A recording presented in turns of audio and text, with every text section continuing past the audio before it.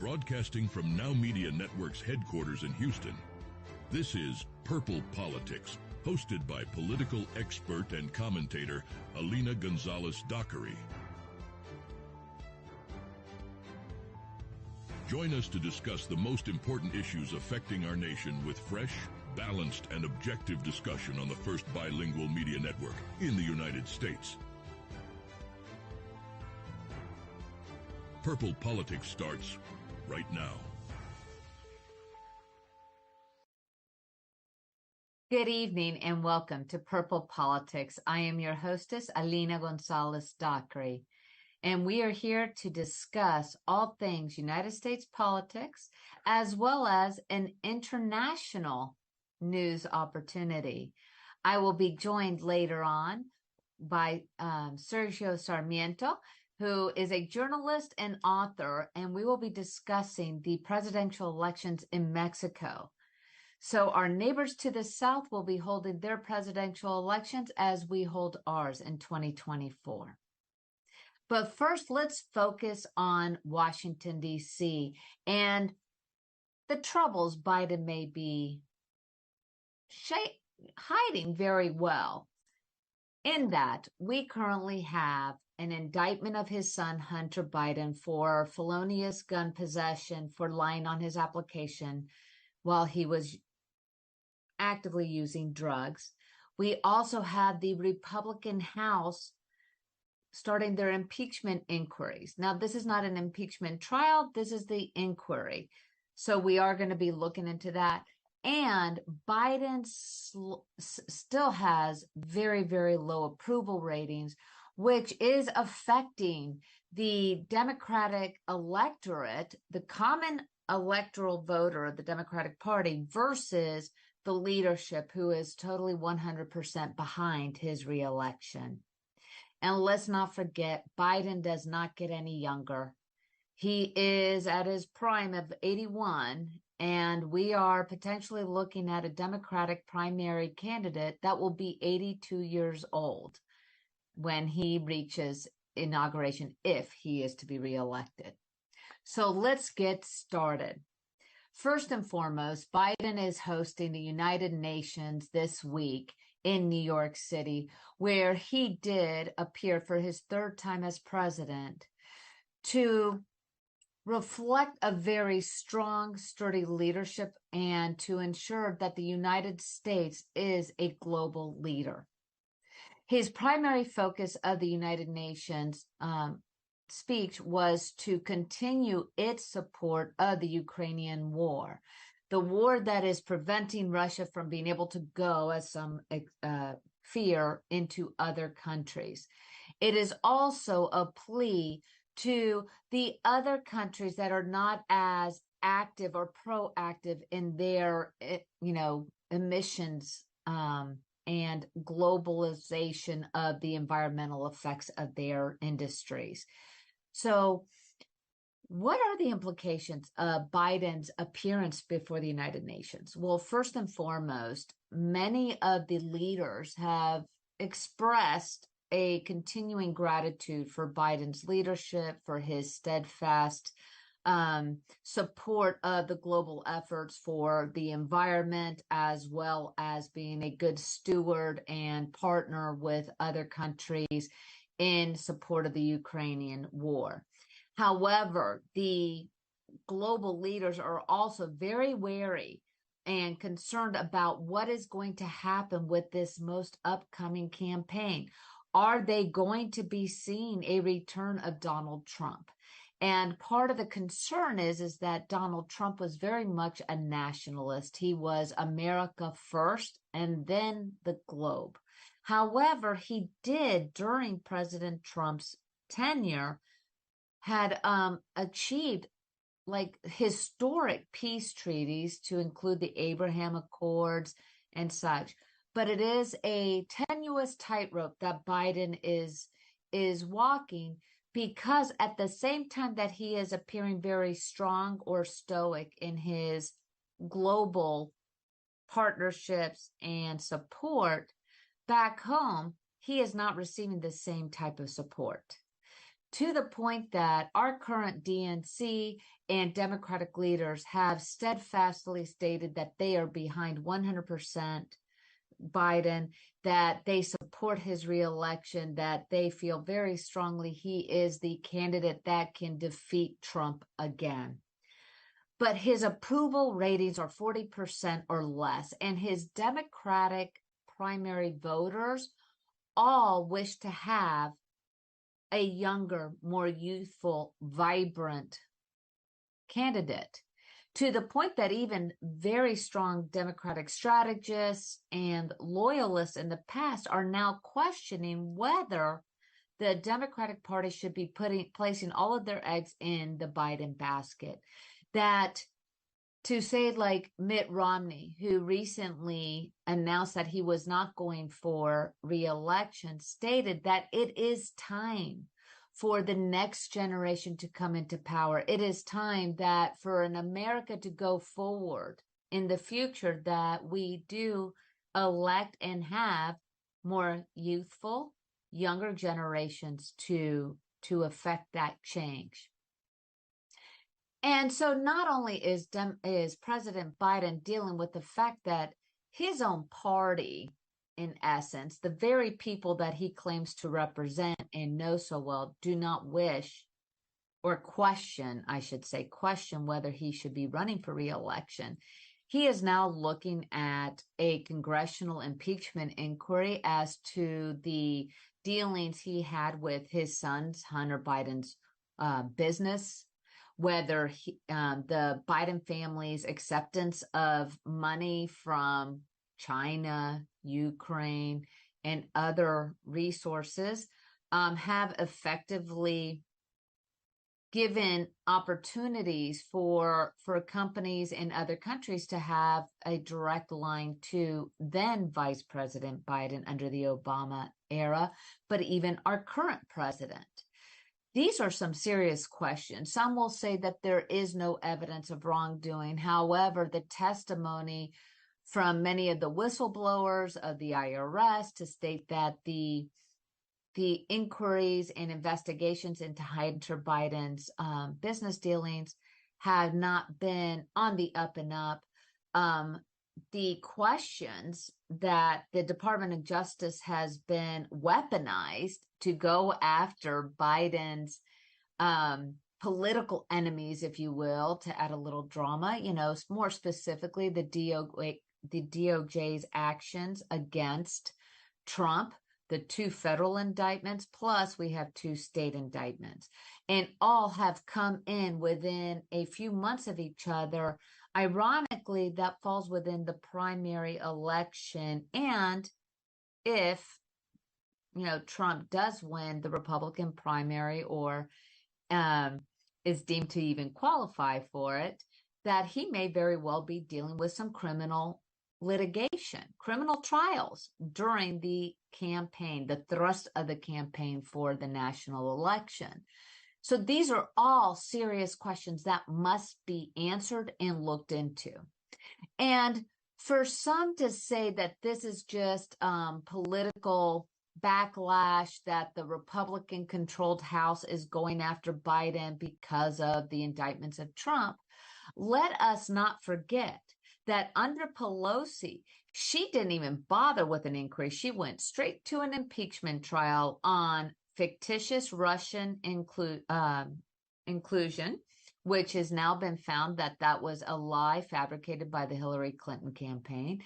And then they did a second impeachment trial based on a telephone call to the Ukrainian President Zelensky to ask for why was a attorney general for their country fired that was investigating wrongdoings by Hunter Biden and an electric company that he was on the board for.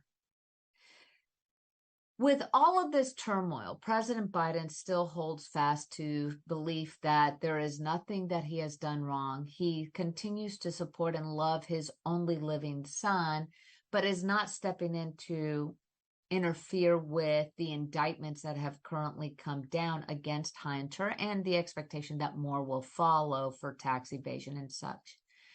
And one figure that is always by his side, that supports him unequivocally and states that he is absolutely able and fit to run a rigorous campaign, if let's just say against Donald Trump, and to continue forward and serve our country for 4 more years, is his loving wife, Jill Biden. One thing you can say about this couple is they are a partnership. They are supportive of each other. And though she may be more on the quiet side and not as vocal on media and such, Jill has provided a sense of stability for Biden, and perhaps a little too much stability, because some will say that Jill steps in to protect her husband a little bit too much and to save face. So there are some serious questions. And as we grow closer to the actual election, national election, more of these questions are going to be spearheaded and looked into further. But as far as the Democratic National Committee is concerned, there is no primary, despite there being 2 candidates running for the Democratic primary. Marianne Williamson, she is an author, a guru for motivation and inspirational speaker who is running, and she ran back in 2020, but also Robert Kennedy Jr., who, though he is only receiving 14% of the polling of Democratic primary, he is gaining recognition. He is gaining popularity, and he is one that is able to probably unite independents, moderates on both Democratic and Republican. But at this time, he is not being considered as a serious contender. They are not providing any type of debate. So this is something that will continue to evolve as we go forward. After our commercial break, I will be joined by Sergio Sarmiento, journalist and author, to discuss the riveting political history being made in Mexico, not only with 2 females running for president, but also a very important Supreme Court ruling in Mexico. So stay tuned, and I'll see you back after the commercial. Hi everyone, I'm Clara Capano, and I am so excited to announce that my new TV show, Be Productive, is airing now on Now Media. You can catch it online as well as in several local stations in your immediate market. So go to nowmedia.com and catch all the strategies, all the tips you need from industry leaders on Be Productive. This has been a Now Media Networks feature presentation. All rights reserved. Hey, Lily says AT&T is giving everyone their best deals. Minus the air quotes. Best deals. No need to wink. Others say they give everyone a deal, but not everyone gets the best deal. Told you, the best deals are for everyone here, with a choice of plans. You were right. Is she always right? Always. At AT&T, we give everyone our best deals on every smartphone. Taking a trip in the next 12 months? Airlines are under tremendous pressure, and they're practically giving away their unsold seats. Like every crisis, this one will end too. But right now is the best time to take advantage of giveaway ticket prices on their unsold seats. We're not allowed to publish these low fares online. The only way to get these rock-bottom giveaway prices is to call. So phone low-cost airlines now for airline ticket prices you may never see again. Hey, are you a small business owner that's struggling to double or triple your revenue and profits? My name is Michael Rager. I'm your business guide with Teach Your Business to Fish. Our success operating system will help you double or triple your profits every 2 to 3 years while actually maintaining some semblance of a home life. Call us at 713-201-5559 and we'll help you become a real success.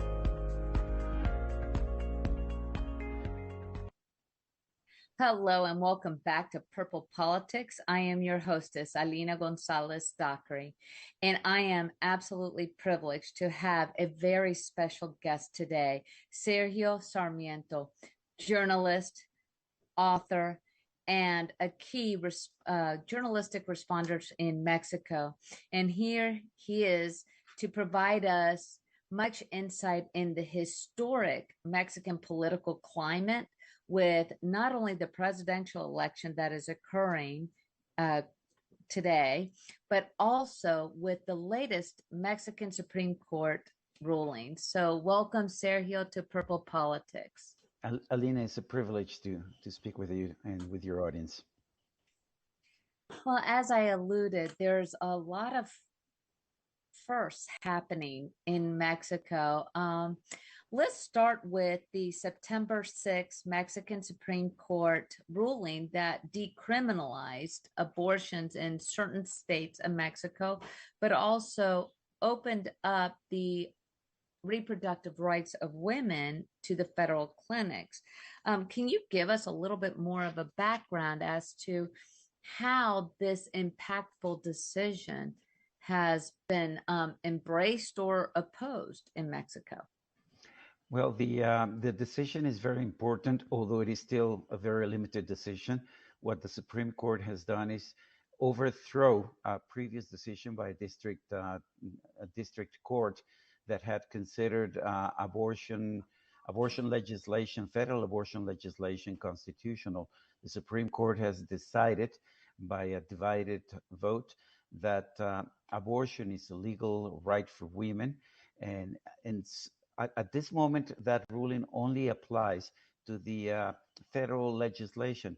And we have to realize that every state has its own abortion legislation. So basically, what we're going to see right now, it's a whole bunch of suits by women's organizations, especially HIRI, a feminist organization that was responsible for this process that we've seen so far. But the decision of the Supreme Court is actually very clear. It says that the woman has the right to make a decision on her reproductive rights. And even though it recognizes the right to live of the fetus or the embryo, it decided that it is the woman that has to make the final decision and not the authorities. This actually means that eventually abortion will be decriminalized in Mexico, but it's going to have to be done state by state, because the federal abortion legislation actually it's not used very much, because most people live in situations in which they're actually in a state, and then it's the state legislation that actually has a special bearing on their life. But what we're going to see is eventually the decriminalization of abortion in Mexico. So far, there were only a few states, a couple of states, and in Mexico City, where I live, that had decriminalized abortion. But after this decision by the Supreme Court, it's only a matter of time. We will see decriminalization of abortion eventually. And in fact, even at this point, if a woman, let's say in the state of Jalisco, is arrested for an abortion, she can always go to the federal courts and try to get an injunction to get her free from any penal accusations against her. So it's just a matter of time, even though the decision by the Supreme Court doesn't necessarily and automatically decriminalizes abortion, but it's just a matter of time. And I find that so interesting, because here in the United States, in 2022, the United States Supreme Court overturned Roe v. Wade, which established a right for women, or at least not a right to abortion, but the constitutional right to choose, to have the privacy to be able to choose. And so they then took that to say each state has the right to make its own laws. And so, in many ways, here in the United States, we have now gone backwards 50 years. And for many, some look at pro life as being pro or anti-abortion and pro-choice being pro-abortion, but the reality is that it's more for the reproductive rights of a woman, the ability to have the choice and not to have a criminal sanctions. So I completely understand where in Mexico these women, and I celebrate them because this is a huge door opening, because it seems to me, and as a lawyer, I get to be a little bit, nerdy in that it opens up the ability to go state by state to challenge the discrimination that it is based on gender. Am I reading that correctly? Sure. No, you're reading that correctly. And I should say, as a Mexican, I'm also very aware of the fact that if you change your justices, that and they have to be changed once in a while, that the decision can be reversed. That's why it's so important to have a very solid majority in the Supreme Court, but also a very solid support from the people. And that's very important. That's something that we have seen in the States where the nation is so divided regarding abortion rights. But in any case, so far with the present court, we have a court that has been attacked by the Mexican president, Andres Manuel López Obrador, all the time, because he considers the court to be too independent. But it was precisely because of this independence that the court decided to make a decision that President López Obrador should have made a long time ago. And I say this because López Obrador comes from a leftist party, from a leftist movement, and everyone assumed that he was going to decriminalize abortion by legislation because he has full control of both chambers of Congress. But he didn't do that. It had to be a court he calls conservative, but it's actually very liberal in many ways. But it's this court that has actually made the decision. But we all know that if the composition of the court changes, and in fact, President López Obrador wants to change the court before he leaves the office and totally eliminate all the present justices and replace them with new justices, well, then the situation might change. But so far, there are a lot of people in Mexico who believe this is the right decision. I am certainly not pro-abortion. I would never recommend abortion. I think a woman has the right, has to make the decision. It's tough enough for a woman to get an abortion, but putting her in jail after she gets an abortion is totally unacceptable. And what we're seeing, and because of the kind of ruling the Supreme Court has made, that's the way we're going. Basically, the court doesn't get involved in a philosophical discussion as to when life begins or not. Basically, what the court is saying is that the woman has the right to make her own decision, because what's happening in her body is something that pertains only to her, and that's a decision by the court that I fully support. Well, and I find that what you said about wanting to change the makeup of the court, because here in the United States, our Supreme Court justices and many of our federal justices, they have a lifetime term. So it just happened to be under former Donald Trump that we had several openings occur. One with the death of Supreme Court Justice Ginsburg and some others stepping down. So I find it interesting because we're dealing with, our packing the court, the threat of, we're just going to load up, add more members of the Supreme Court.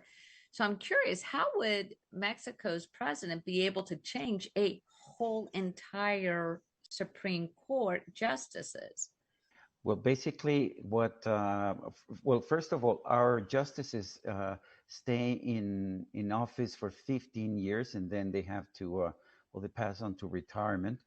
Basically, what President López Obrador wants to do is change the Constitution, get rid of all the present ministers, and appoint the new ministers, the new justices. We call them ministers, and appoint the new justices through an electoral system. He claims that this is more democratic, basically because he's a very popular president and he has control over a very efficient electoral machine. He knows that he would be able to get all of the justices from his own lists, but basically he wants to change the constitution. That's one of the reasons why the election of 2024, we're going to have elections in the same year, the United States and Mexico. But if President López Obrador gets not only his nominee for president elected, but if he also gets a constitutional majority in both chambers of Congress, and he claims that he can do that, then he would be able to change the constitution at will. He can establish a dictatorship if he wants to, because he'll be able to totally change the constitution, just as Nicolas Maduro did in Venezuela in the early part of this century. That's why I also think that it's important that we have a good electoral result. I don't care which party wins, but I think it's very important that no party has total control. We had a party dictatorship for 71 years with the PRI, the Institutional Revolutionary Party, but the power of López Obrador and his party Morena is so huge right now that I'm very much afraid that we might get into another perfect dictatorship, as Mario Vargas Llosa, the Peruvian writer, called it in the 1980s. Well, and I am so glad you led out of this segment to this. So we're going to break for commercial. However, we will be back with Sergio Sarmiento, and we're going to talk more and go more in depth into the 2024 presidential election process, and also some of the historical firsts, such as both parties' candidates are women. So we'll be right back. When I was in foster care, I never knew when I would have to move, so I always had my suitcase ready to go. Then one day, I was adopted. My new parents opened their hearts and home to me. My parents cook my favorite breakfast for me every morning. My parents take me on trips I never thought I would go on. They gave me a home and an even better reason to use that suitcase. My parents aren't perfect, but they're perfect for me.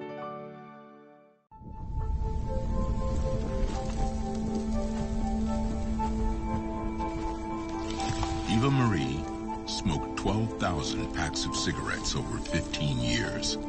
She quit, and now there's a new lung cancer screening that could save her life. You stopped smoking.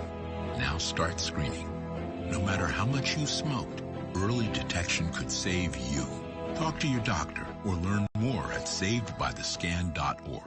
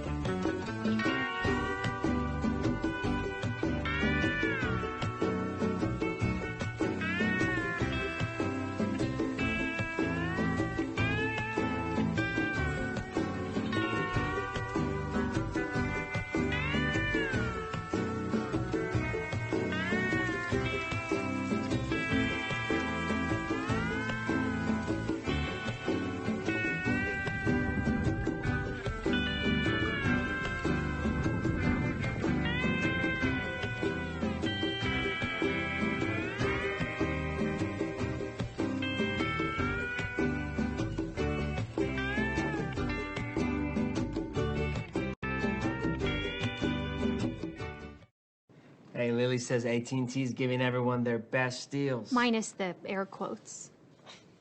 Best deals. No need to wink. Others say they give everyone a deal, but not everyone gets the best deal. Told you, the best deals are for everyone here, with a choice of plans. You were right. Is she always right? Always. At AT&T, we give everyone our best deals on every smartphone.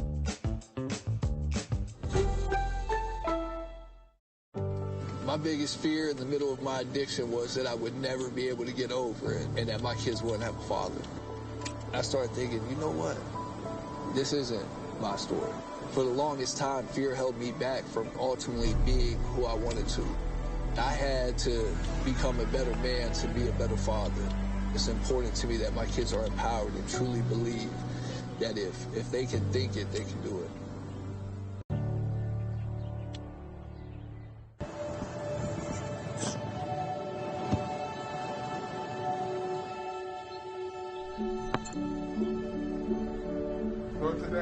I don't remember how it started.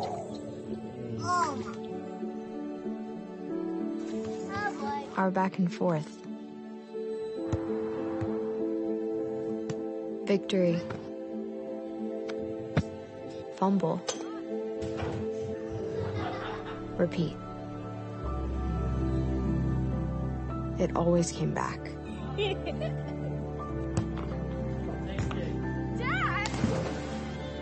Okay, here we go, throw it! Yeah. You probably don't remember what you told me, That was perfect. but I heard every word. Nice.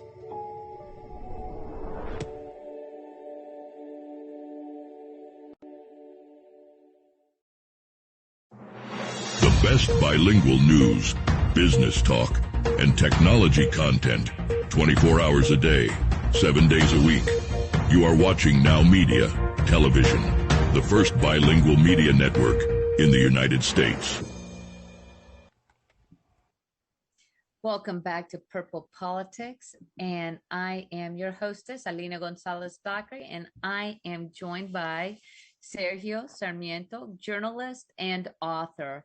And we left the last segment going into a very interesting topic, in that the 2024 Mexican elections is going to make history, because undoubtedly it looks as if Mexico is going to be electing their first female president. I wouldn't say I'm a feminist, but I definitely want to see, females grow in capacity of leadership and empowerment. And so how is the feeling in the communities in Mexico about this historic movement that you're undergoing? Well, I should say, first of all, Alina, that I am a feminist in the sense that I believe women are entitled to exactly the same rights and privileges as men. In Mexican legislation, the politicians have tried to give preference to women. Right now, for example, you have to have candidates in a political election that are 50% women and 50% men, regardless of the preparation or the capacity of them. But what I really like about the two candidates that have been selected for the 2024 election is that both women are remarkably independent. They are candidates because they're capable. Both of them are capable, and because they've fought for whatever they've accomplished in a very intense way since they were very young. I've known both of them for many years. The official candidate, the candidate of President Andrés Manuel López Obrador, is a scientist from the National University. She has a PhD. She's a very bright woman, very much, I guess, attached to President López Obrador. I don't like that. I prefer to have someone more independent, but I have no doubts that she's committed to her ideals and that she became the candidate. In fact, in a field of they were in a field of 5 men against 1 woman, and she was able to actually come out ahead because she was more popular. They used a public opinion poll. In fact, both parties used public opinion polls to decide who their candidates were going to be. Xochitl Galvez, well, the official candidate is Claudia Sheinbaum. By the way, she would not only be the first woman president, she would also be the first Jewish president in Mexican history. Xochitl Galvez is totally different. Her father was an indigenous person, an Indian. Her mother was a criollo or a mestizo, a mixed blood person, and even though she is fairly light skinned, her father was very dark, and she grew up in an indigenous community in the state of Hidalgo. She was very, very poor. She was a street vendor when she was a teenager. And then she went to university.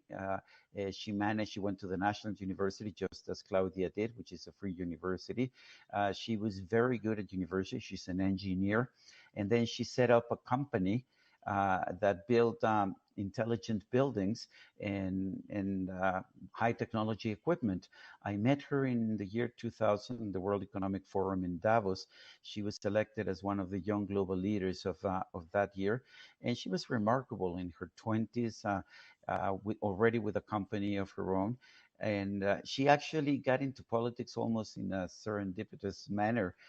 President Vicente Fox, who became president in the year 2000, asked a company of headhunters to look for someone to take over a specific office. They actually found her. She turned down the first offer that she got from President Fox, and then she eventually accepted the office of top officer of the Indian Affairs Community of the federal government of Mexico. She has had a remarkable trajectory as well, and I'm quite happy about that as well. It's not the fact that we have two women candidates, but it's the fact that we have two excellent women candidates vying for the office of President of Mexico. If we were going to get, and I think it's about time that we got a woman president, but it's certainly going to be someone smart, someone with a keen knowledge of the country, and someone who can actually change the country in many ways.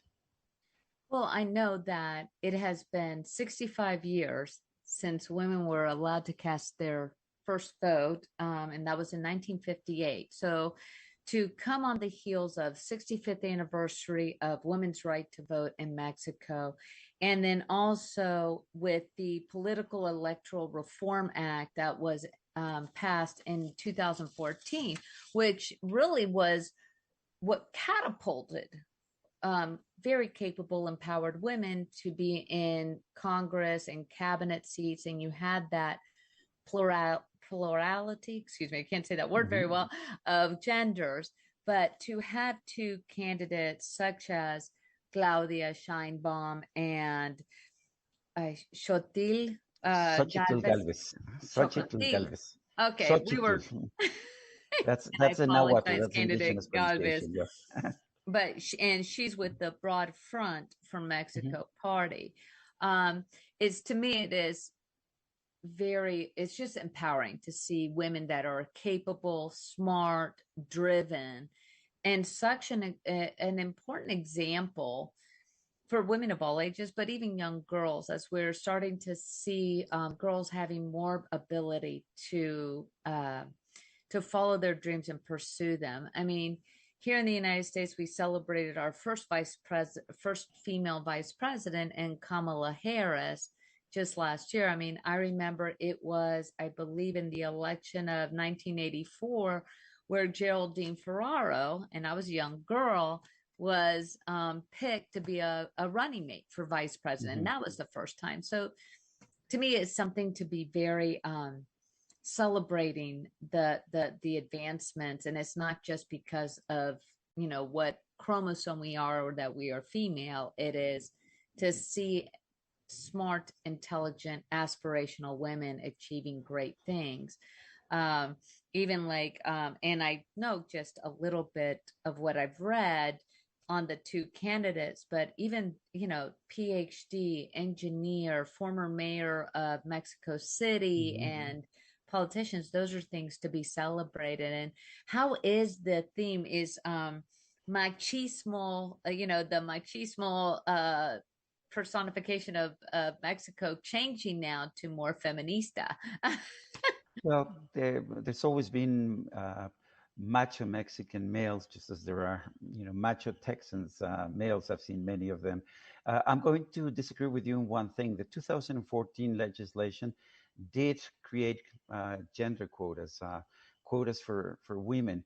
And in my opinion, that has actually been detrimental even to the cause of women, because basically what we've seen is that the traditional politicians put their wives and daughters and cousins and proteges in positions that that they weren't really prepared to actually fulfill. What I like about these two women candidates is that both of them actually earned their stripes before the law was changed. They weren't benefited by preferential legislation. They were just very good politicians. They were very tough, both of them. I've known them, for many years, but both of them actually made their inroads because they were very good. They were very capable. They weren't given a special seat in Congress just because they were women. They actually conquered whatever political position they had. And that's actually something that makes me more happy because, as I said before, it's not that we're getting two candidates, female candidates, because they were given preference over the male people in their parties. They actually beat them up. They actually beat them. They actually got the candidacy by being better, by speaking better, by offering better ideas, by having done well in whatever positions they had. In the case of Claudia Sheinbaum, the fact that she was a good mayor of Mexico City, of course, is very important. In the case of Xochitl Galvez, the fact that she's been such a brave opposition senator against López Obrador has been very important. That's what actually made people look at her. But it wasn't that they were given their positions out of the generosity of the male political establishment. They actually conquered their positions, and that's what makes me so proud of them. And I apologize if I gave that impression. I am in a male-dominated career. Industry. Oh, I know that. Industry as of, and I assure you, doing what I have done for 27 years, I've had to show my grit and such, because even today, there are some males that will look at me and treat me as if I'm just the secretary and not the attorney. So by no means do I think that just because of a legislation, a woman should get a job merely for being a woman, just like there shouldn't be. That's the legislation we have in Mexico like right the now. equity jobs. It should be based on ability and experience and such. But I love that there was an opening of the door, if you will, if anything. And with these two very capable candidates, I'm sure it is something that can be celebrated for both, and also even for an indigenous community to see that I would say coming from the streets, from, not having the money and being able to take advantage of that education is something to be applauded as well. So, Sergio, thank you so much for appearing on my show and educating me on the political process in Mexico. And I hope that you'll come back and enlighten us and give us more reporting as to what is occurring in Mexico, because now I am definitely going to be watching that presidential election probably just as close as I will be ours as well. So I'll be watching yours as well. Yeah, this is going to be an interesting one. Maybe I'll bring you back so we can talk about this lovely circus that we have right here going on. But thank you, Sergio. Thank you, Alina. Stay tuned and we'll be right back after this commercial break. When I was in foster care, I never knew when I would have to move. So I always had my suitcase ready to go. Then one day I was adopted. My new parents opened their hearts and home to me. My parents cook my favorite breakfast for me every morning. My parents take me on trips I never thought I would go on. They gave me a home and an even better reason to use that suitcase. My parents aren't perfect, but they're perfect for me.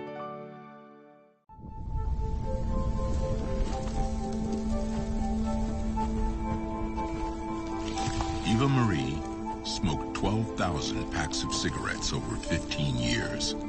She quit, and now there's a new lung cancer screening that could save her life. You stopped smoking. Now start screening. No matter how much you smoked, early detection could save you. Talk to your doctor or learn more at savedbythescan.org.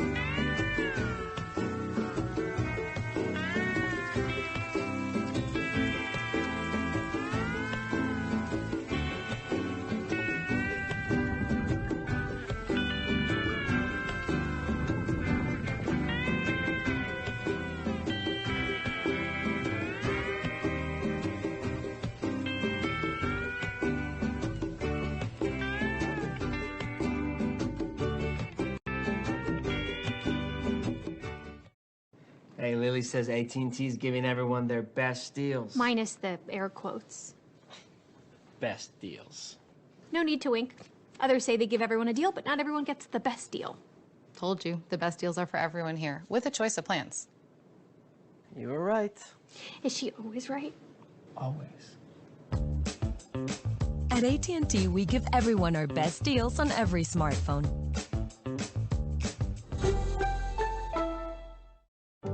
My biggest fear in the middle of my addiction was that I would never be able to get over it and that my kids wouldn't have a father.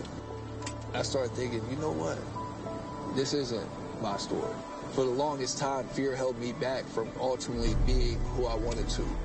I had to become a better man to be a better father.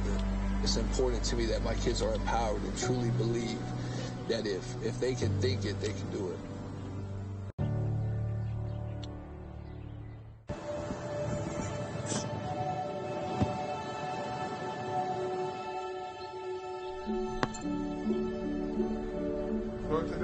I don't remember how it started.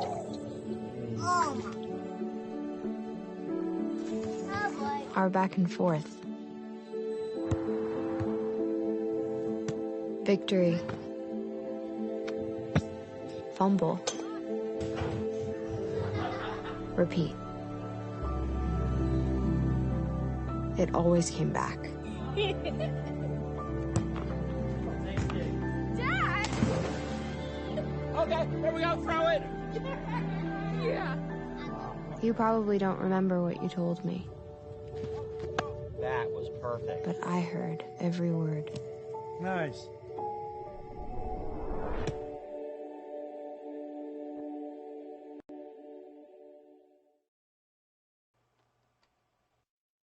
Welcome back to Purple Politics. Again, what a privilege to have Sergio Sarmiento, journalist and author, to educate me and us about the significance of the presidential election in Mexico, as well as giving us an insight as to the reproductive rights issue and battle in Mexico, as well as the two presidential candidates that are both female and very qualified. So now let's go back over on this side of the border and an update on the impeachment trial of Attorney General Paxton. So the Senate held what would be surprising, a brief impeachment trial. And after a 2-week process, they did vote to acquit Attorney General Paxton. So what does that mean? That means he gets to resume his duties as the Attorney General of Texas. He has been cleared of all wrongdoing, and that from this point forward, all of those issues that were raised by those 8 whistleblowers are now put to rest. But what is really significant about the vote of the Senate is to show the divide in the Republican Party. And where we're seeing that, yes, the Democratic senators voted on party lines for impeachment, to convict for impeachment. There were some moderate Republicans that did vote for impeachment, but for the most part, you have the new conservative Republicans. These are people that, elected officials that would be more coincided to the ultra-right. I don't want to say MAGA, but they are now being coined as the true conservatives or the Freedom Party. Why this is important to really start looking into is, like Texas, the United States Congress is also having its own infighting. And what we're seeing is this declaration of Rhino, Republican in name only, which, personally speaking, is an insult and a farce, because what's happening is you're having this duality of personas, kind of battling out in the Republican Party, both in the state as well as in the national party, in that you'll have what was coined as a traditional Republican, and that would be the Ronald Reagan Republican.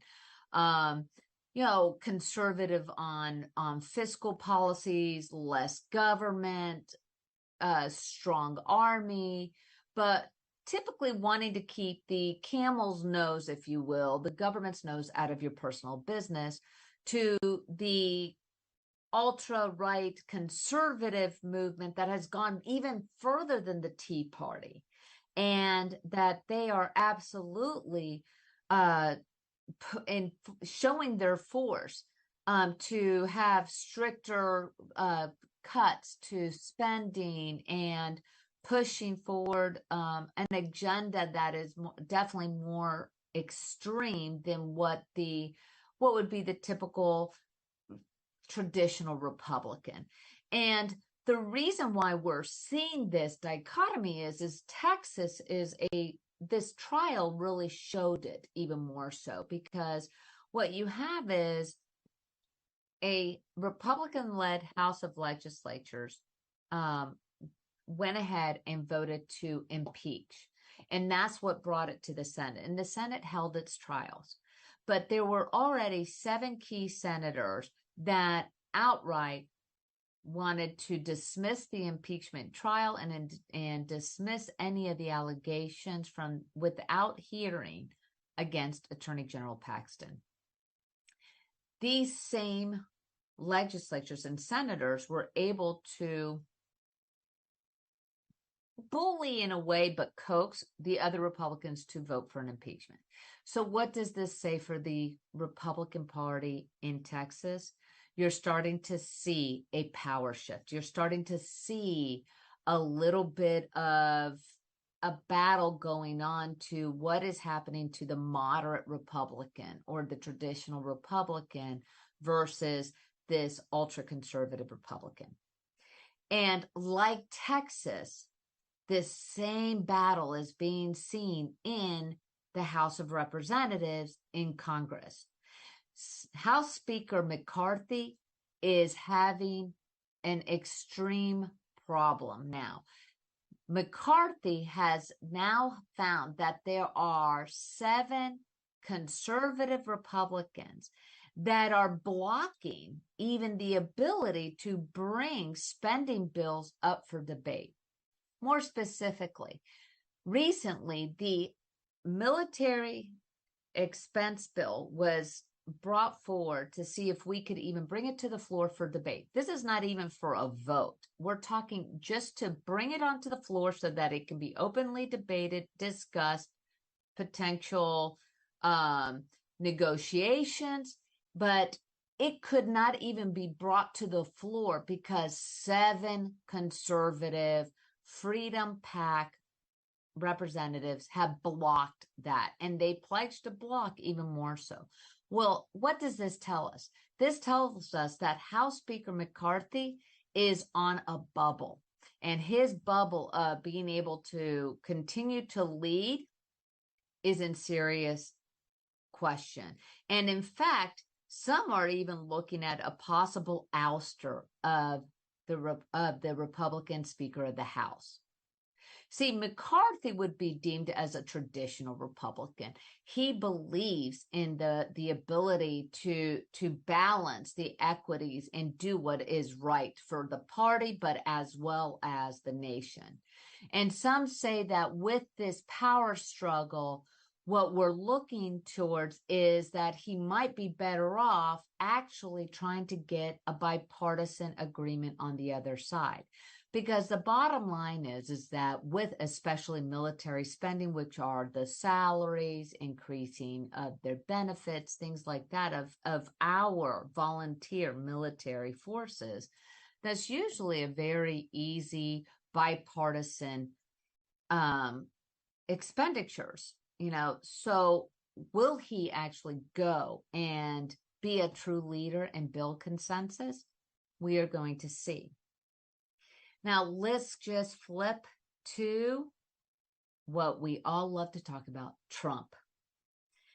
Trump continues to make headlines, and now it is in California.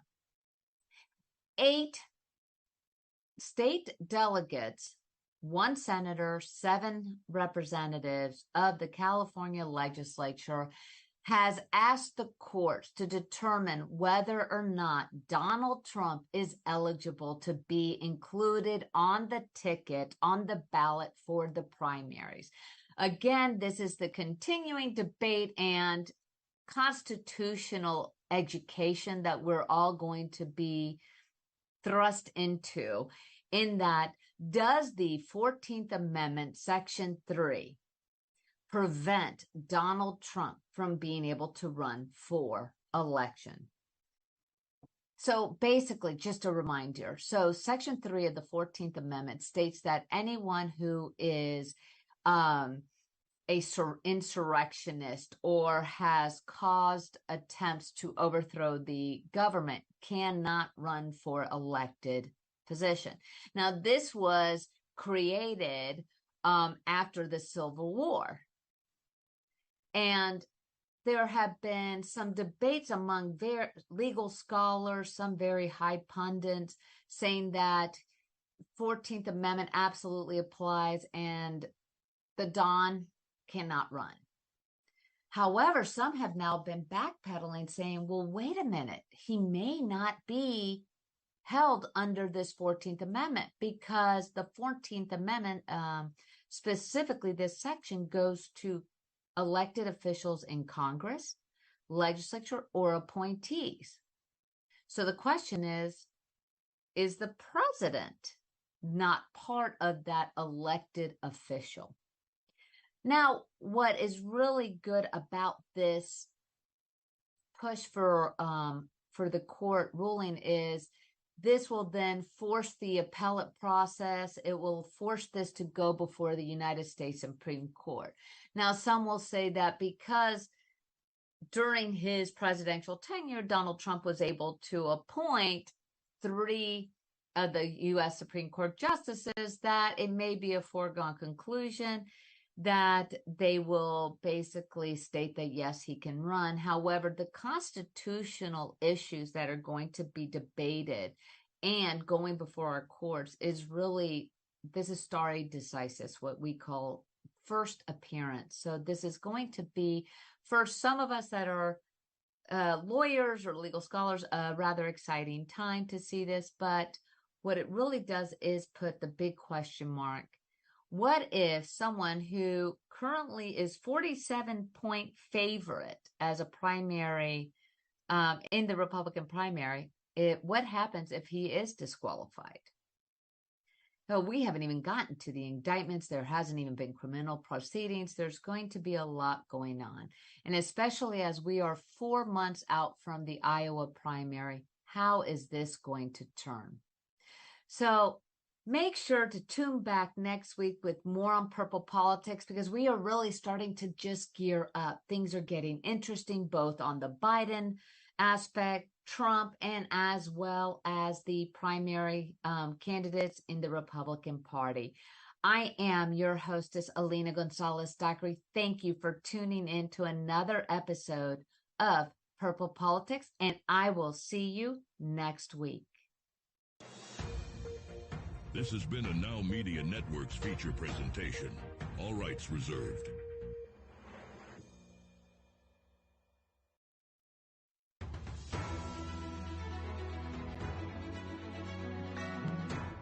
Broadcasting live from Houston, from the space city to the world, you are watching Now Media Television.